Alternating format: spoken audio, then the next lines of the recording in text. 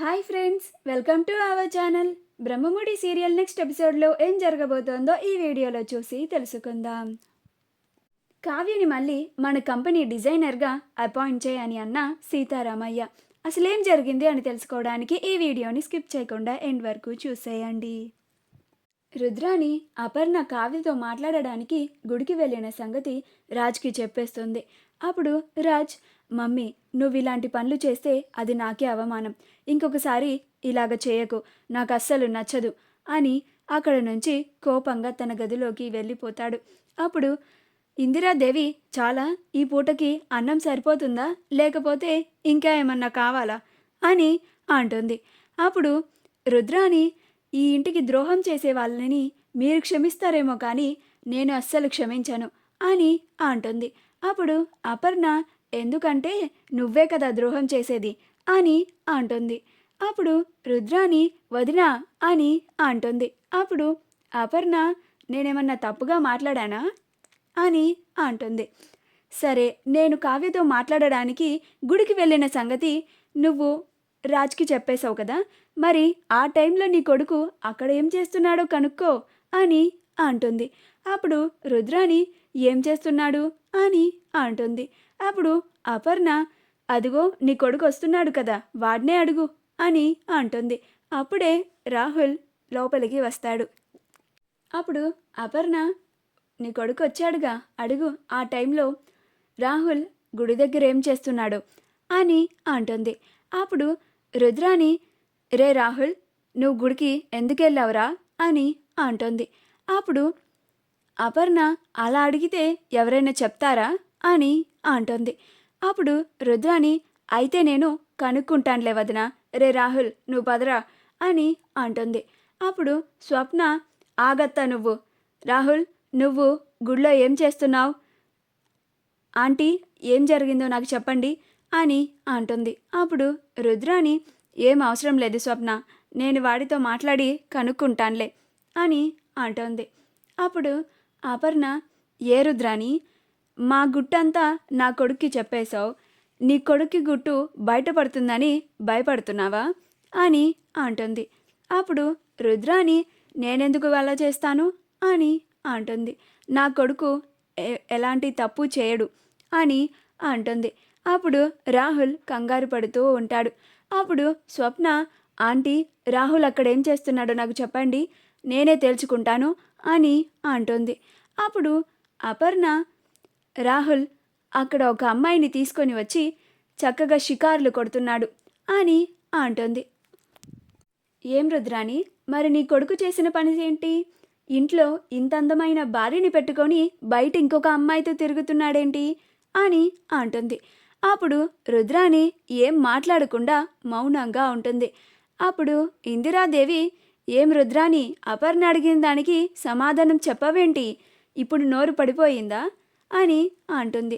అప్పుడు స్వప్న రాహుల్ కాలర్ని పట్టుకొని, నిజం చెప్పు రాహుల్, వేరే అమ్మాయితో తిరుగుతున్నావా అని అడుగుతుంది. అప్పుడు రాహుల్ కంగారు పడుతూ ఉంటాడు, రుద్రాని వైపు చూస్తూ ఉంటాడు. అప్పుడు రుద్రాని, స్వప్న అని దగ్గరికి రాబోతుండగా అప్పుడు స్వప్న, దగ్గరికి రాకత్తా, వస్తే ఇద్దరిని కలిపి కొడతాను అని అంటుంది. అప్పుడు రుద్రాని అక్కడే ఆగిపోతుంది. అప్పుడు అపర్ణ, అది స్వప్న, నువ్వు వీళ్ళిద్దరికీ నువ్వే కరెక్ట్ అని అంటుంది. అప్పుడు రాహుల్ ఏం మాట్లాడపోయేసరికి స్వప్న, నీ సంగతి చెప్తానురా అని కాలర్ పట్టుకొని వాళ్ళ గదిలోకి తీసుకెళ్ళి రాహుల్ని స్వప్న కుమ్మి పడేస్తుంది. అప్పుడు రుద్రాని, వీడసలు వీడి తిరుగుబోతనం మానుకో అంటే అస్సలు మానుకోడు, మళ్ళీ మా వదిన కళ్ళల్లోనే పడ్డాడు పడక పడక అని తిట్టుకుంటూ ఉంటుంది. ఏం వాడి పరిస్థితి ఎలా ఉందో ఏంటో పాపం అని కంగారుగా పైకి వెళ్తూ ఉంటుంది. అప్పుడు అపర్ణ, రుద్రాని, నీ కొడుకు కోసం వేడినీళ్ళ కాపురం తీసుకెళ్ళు, ఎందుకంటే స్వప్న మీద నాకు బాగా నమ్మకం ఉంది, బాగా కొట్టి పడేస్తుంది అని అంటుంది. అప్పుడు రుద్రాని, టైం వచ్చింది కదా అని నన్ను అంటున్నావు కదా, చెప్తాను నీ సంగతి అని తిట్టుకుంటూ పైకి వెళ్ళిపోతుంది. అలా రాహుల్ తర్వాత రుద్రాణి గదిలోకి వచ్చి మమ్మీ అనుకుంటూ వస్తాడు. అప్పుడు రుద్రాణి, ఏంటిరా రాస్కెల్, నువ్వైనా గుడి ముందు ఒక అమ్మాయితో తిరగడం ఏంటిరా, అది కూడా మా వదిన చూసేలాగా చేశావు అని అరుస్తూ ఉంటుంది. అప్పుడు రాహుల్, ఏంటి మమ్మీ నువ్వు కూడా నన్నే అంటున్నావేంటి అని అంటాడు. అప్పుడు రుద్రాణి, మరింకేం చేయాలరా అని, నీకు చెప్పిన గోడకి చెప్పిన ఒకటే అని అక్కడి నుంచి బయటికి వెళ్ళిపోతుంది. అనామిక కనకం వాళ్ళ ఇంటికి వస్తుంది. అప్పుడు కనకం, ఏంటనామిక మా ఇంటికి వచ్చావు అని అంటుంది. ఈలోగా కావ్య లోపల నుంచి బయటికి వస్తుంది. అప్పుడు అనామిక కావ్యతో చిన్న పని ఉండి వచ్చానంటీ అని అంటుంది. అప్పుడు కావ్య, నాతో నీకేం పని అని అంటుంది. అప్పుడు అనామిక, ఆంటీ కావ్య మా కంపెనీలో డిజైనర్గా వర్క్ చేస్తాను అని బాండ్ మీద సైన్ చేసి మరీ జాయిన్ అయింది. ఇప్పుడు నేను డిజైన్స్ వేయను అని జాబ్ మానేస్తాను అని జాబ్ మానేసింది. కానీ తను బాండ్ పేపర్ మీద చేసిన సంతకం మాత్రం అలానే ఉంది.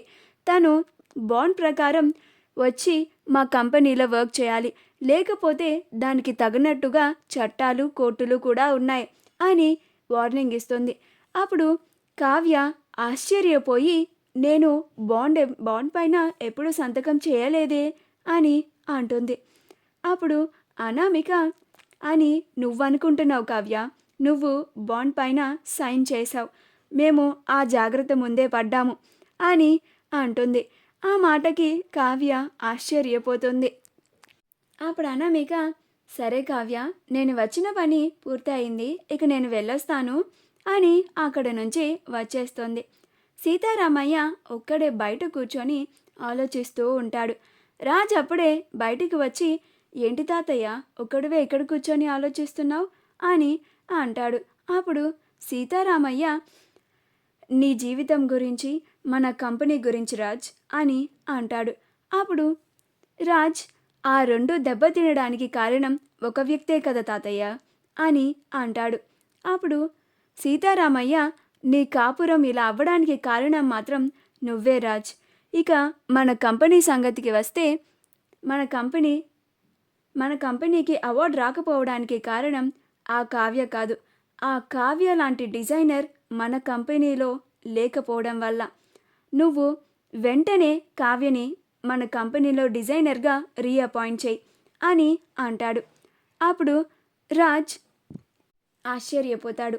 మా వీడియో కనుక మీకు నచ్చినట్లయితే లైక్ చేయండి, షేర్ చేయండి, మా ఛానల్ని సబ్స్క్రైబ్ చేసుకోండి, పక్కనే ఉన్న బెల్ ఐకాన్ని క్లిక్ చేయడం మాత్రం మర్చిపోకండి.